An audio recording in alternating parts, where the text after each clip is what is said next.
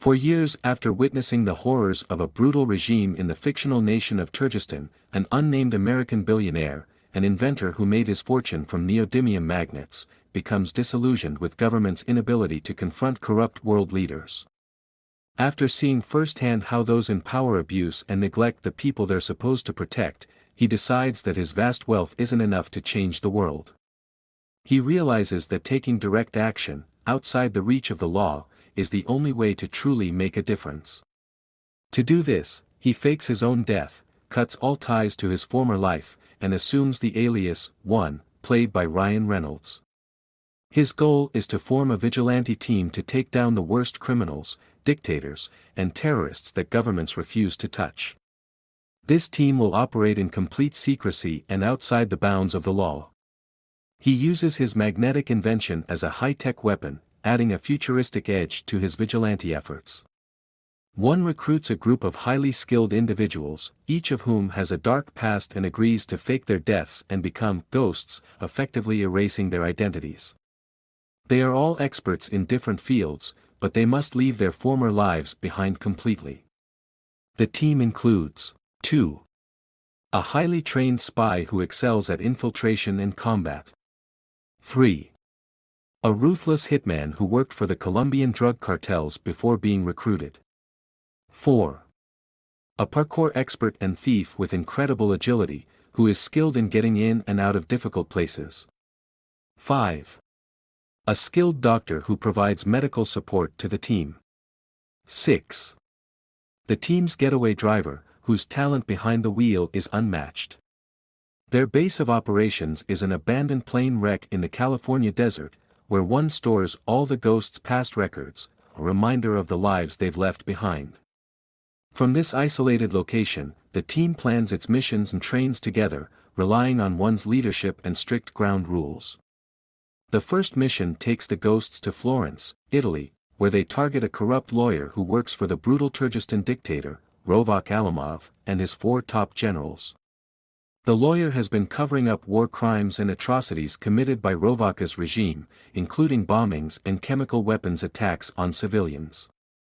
As the ghosts carry out the assassination, they are pursued through the streets of Florence by both the mafia and local police in a high-speed chase that leaves a trail of destruction across the city.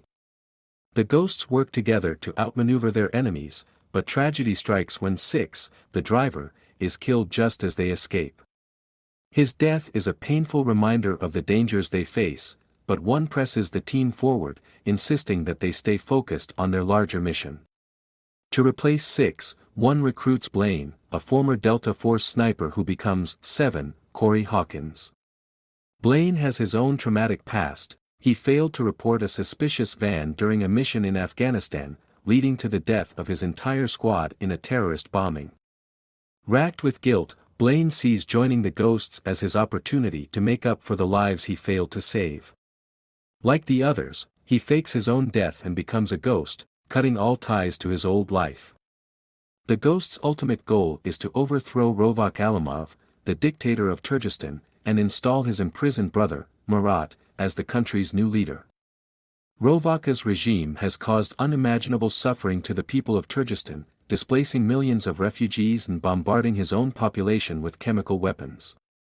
One's vendetta against Rovak is deeply personal. He was visiting a refugee camp on a PR tour when Rovak's forces dropped phosphorus bombs on civilians, burning them alive.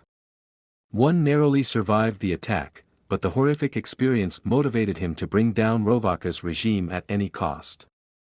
The team's next mission takes them to Las Vegas, where Rovak's generals are attending a secret arms deal to purchase 2 tons of sarin gas. Using the dead lawyer's phone, which they unlock by scanning his eyeball, the ghosts gain access to secure communications and travel plans, allowing them to track the generals. In a carefully planned operation, they eliminate Rovak's top generals, but not before the arms deal is completed. With the generals dead, the ghosts now turn their attention to freeing Murat, who has been imprisoned in Hong Kong by Rovak with the help of corrupt elements in the CIA. The ghosts travel to Hong Kong, where they locate Murat in the NI High Tower, a heavily fortified high-rise building. The extraction mission is intense and dangerous, especially when 4 is cornered by hitmen during the operation. 7, who still carries the weight of his past failure in Afghanistan, refuses to leave 4 behind, despite one's rule about abandoning laggards. This act of defiance causes friction between 1 and 7, and a heated argument erupts between them. However, 7's insistence on saving 4 leads to the ghosts breaking their code of anonymity, and they reveal their real names to one another, deepening the bond between them. This moment of personal connection also leads one to discover that 2 and 3 have been romantically involved, adding further complexity to their team dynamic. With Murat safely extracted, the ghosts return to Turkestan to execute their final plan, overthrowing Rovaka's regime. One hacks into the state-run television network during Rovaka's live address, giving Murat a platform to speak directly to the people of Turkestan. Murat's speech inspires a popular uprising, and as the citizens rise up against the dictator, the ghosts carry out a series of explosions across the capital, forcing Rovak to flee the palace and seek refuge on his private yacht. The ghosts pursue Rovak to his yacht, which is located in the middle of the ocean.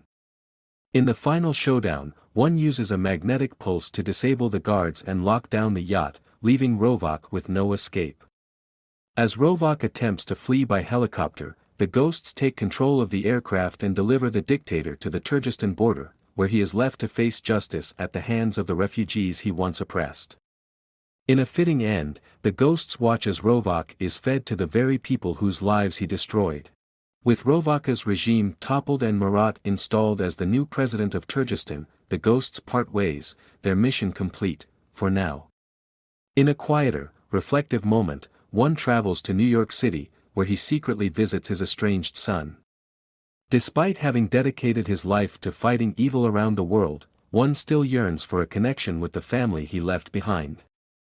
As he watches his son from a distance, one contemplates the legacy he will leave behind, both as a father and as the leader of the ghosts, knowing that their fight is far from over.